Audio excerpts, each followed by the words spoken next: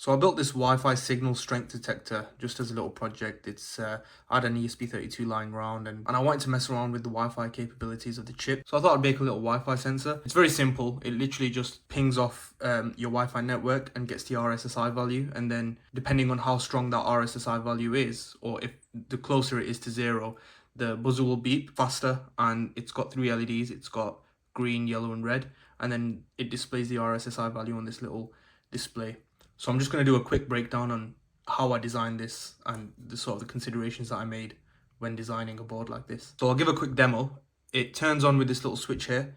One design mistake I made is I should have put this switch on the edge of the board because it's actually quite difficult to turn on and off, but you can still turn it on and off.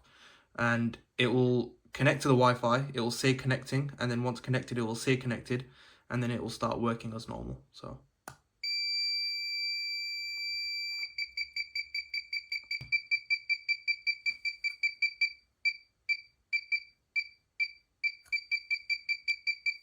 So you can see there it had a RSSI value on the screen. The RSSI value is a negative value. It's in dBm.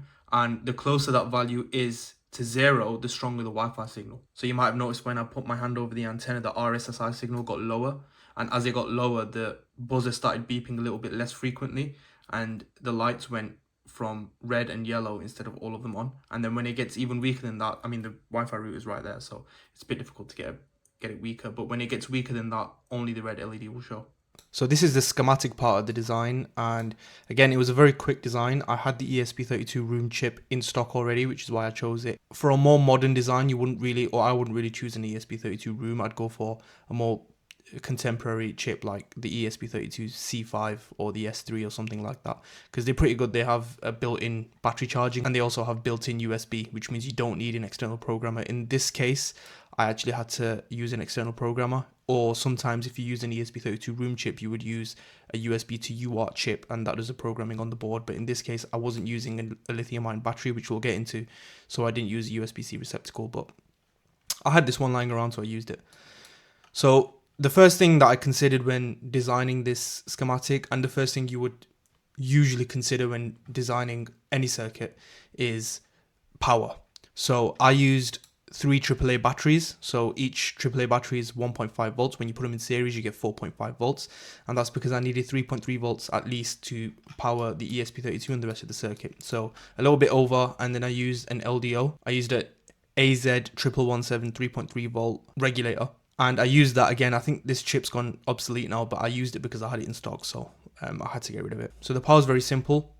With the footprint, you just find the battery holder in the footprint, but the actual schematic symbol is just a normal battery symbol. And then on the negative terminal of the battery, I just put a slide switch that goes down to ground, and that allows you to turn off the whole circuit or turn it on. Battery goes into the regulator, out of which you get 3.3 volts, which will power the rest of the circuit. And then here, as I mentioned before, I'm not programming this with USB, and I have an external programmer, so I just connected the TX, RX, enable and boot pins, as well as 3.3 volts and ground, to some header pins. I didn't actually end up using the header pins on the PCB. I just left them exposed, and then I used some jumper wires to connect to it. And then this part of the circuit's an auto program. Now, I shouldn't have actually put this. I realized later on that this didn't actually need to be there. It was a bit of a waste of components, and the reason for that is because with my external programmer, I don't have the DTR and RTS pins on that programmer.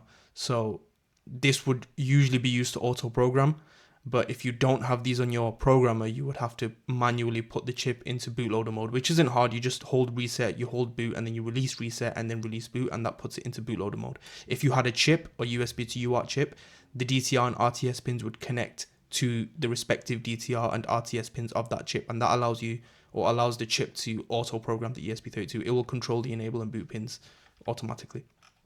So you don't need this if you want to do it yourself. If you have an external programmer, you can just use the buttons. So I put buttons on it anyway. It's always good to have the reset and the boot buttons there as well, just in case something like this happens. But also you want to be able to reset the circuit whenever you want. So I used buttons for this. So the enable pin, it's called enable, it's reset. So reset is held high with a 10k resistor, and then it goes through a push button down to ground. And so when you press that button, it pulls this enable pin low, and that resets the chip. And it's the same thing with the boot pin. The boot pin is, by the way, IO0 on the ESP32, which is this one here. Again, generally when you're designing schematics, this is in KiCad. So when you're designing schematics in general, you want to use net names.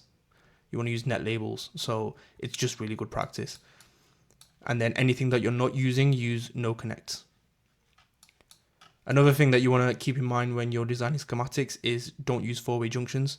So if you can see here, instead of putting this line onto this one, I've put it separately. And the reason that you don't use four-way junctions, it's bad practice in general, is because you can't tell whether all four of them are connected. So this one, this little dot means that 3 wires are connected to one point. Whereas if you put a fourth one on, there's still a dot there, so you don't know if that fourth one's connected, so you would usually just put it here. That's something I was taught early in my career. I went for 2 decoupling caps, a 22 microfarad and 100 nanofarad. When you're choosing your decoupling capacitors for your circuit, you want to try to make them the same as possible throughout the circuit. It's just good for BOM consolidation. It lowers sort of your BOM, the size of your bill of materials. It just makes everything cheaper, because if you have a bunch of capacitors in stock and the majority of them are 10 micro or 100 nano or 22 micro, then you only have to use them capacitors. Whereas if you have, I don't know, a 4.7 microfarad capacitor, then you have to buy a 4.7 microfarad capacitor, and you traditionally cannot buy single capacitors. You have to buy them in bulk, so it lowers your BOM. You should always design with DFM in mind, which is designed for manufacturing. So these are the kind of considerations you want to make. So the ESP32 is really simple. Like I said, you've got the boot pin, you've got the enable pin, RX, TX. We'll get to the display in a bit, but I had the LEDs configured like this. There's a few different ways you can configure LEDs in a circuit. Sometimes you might have the LED connected to a transistor and the output of the ESP32 driving that transistor. In this case, I didn't do that. What I did instead was I had 3.3 volts going through a current limiting resistor of 150 ohms, and then through the LED, and then into the ESP32. And that way, when I turn the ESP32 on, I send these pins high. So for example, with the red LED, you have LED R. I will send that pin high, and that will keep the LED off because it's high impedance, so no current can flow. And then when I want to turn the LED on, I pull it low, and then that way current can flow through here. So, and I did the same thing with the buzzer. Now you have to make sure with your buzzer, obviously when you look at the LEDs, you can see that I've used a current limiting resistor, so I can limit the current and make sure that the current going into the ESP32's pin is safe, and it's well within the limits that the ESP32 can take. You need to make sure that that is the case for everything that you're using this topology for. You need to make sure that the internal resistance of your buzzer is high enough to limit that current. So check that with your buzzer. Mine is, in my case, so it's safe, but you want to make sure that's right. And then with the display, I used this EA DOGL. I think I ended up ordering the DOGM version, which is why you can see on the PCB it actually doesn't fit very well, but all the pins were the same. I never used this display before, and when I got the display, I realized this isn't really what you're supposed to use this display for. It's kind of a see-through display, and I didn't use a backlight. So you can use a different display. You can just go for a standard 16:2 LCD display. I use this one just because I wanted to try it out. It's very simple. You just literally read the datasheet, and this is a more or less an exact copy of the datasheet. You have to make sure you get these capacitors in there. They're like boost charge capacitors, but the datasheet will tell you everything that you need to know. Again, these 2 capacitors were not in the datasheet, but I use them anyway just for decoupling. So it's always a good idea to use in decoupling. I've got a bunch of 100 nanofarad capacitors and 22 microfarad capacitors, so I thought, why not? And I've used them elsewhere in the circuit, so it's always better to be safe than sorry. And again, like I said before, net labels. So I've just used net labels in here and then connected them to the ESP32 here. It just makes things cleaner than having to connect a wire all the way from here to this display. So very simple design. So a couple considerations with the PCB. Again, I wanted to go back to the power part of this.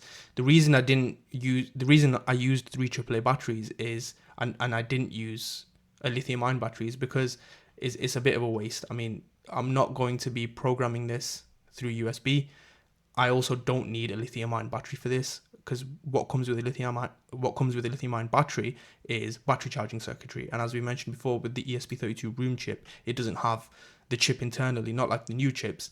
It doesn't have a battery charger IC built in, so I would have had to design that into there, and it would have made my BOM larger. So it was easier to omit that and just use 3 AAA batteries instead, because the circuit can handle it. It's a very low power circuit. Again, I'm not using a backlight on the display, so there's no point. So keep out zones are very important here. I used a keep out zone behind the LCD display. It's not really good practice to have copper behind the LCD display.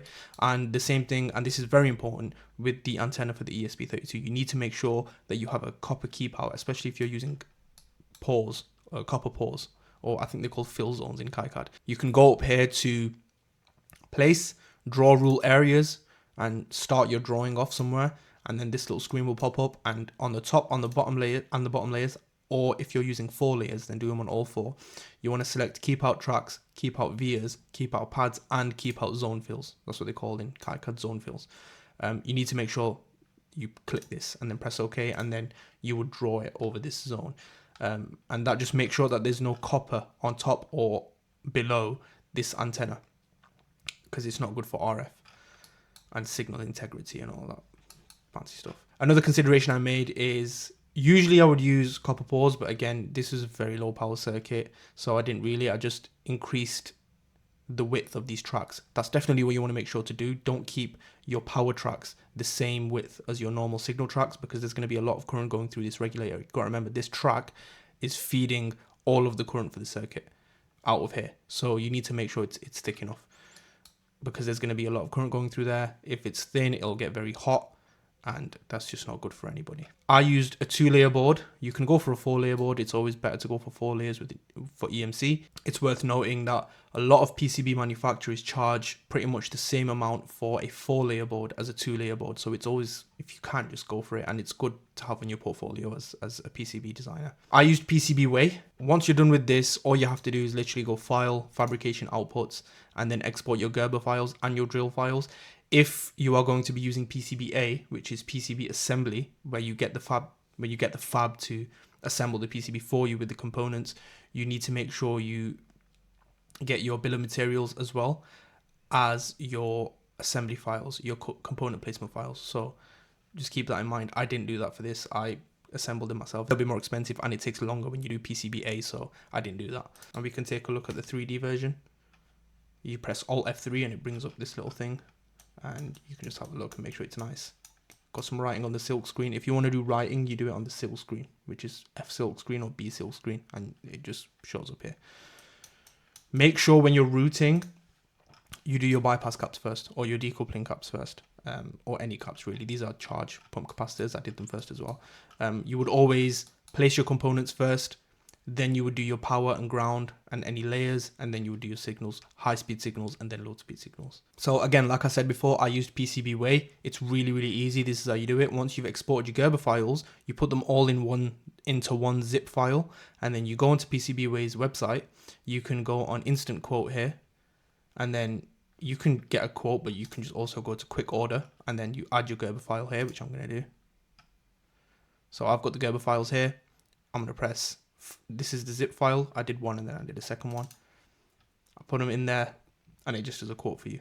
And then you can just save to cart and order it, put your address in and everything. As standard, you always get a minimum of 5 pieces, because that's the minimum that they can manufacture. So you'll always get 5 PCBs, which is good. So that's a quick overview of the design for this Wi-Fi scanner that I made.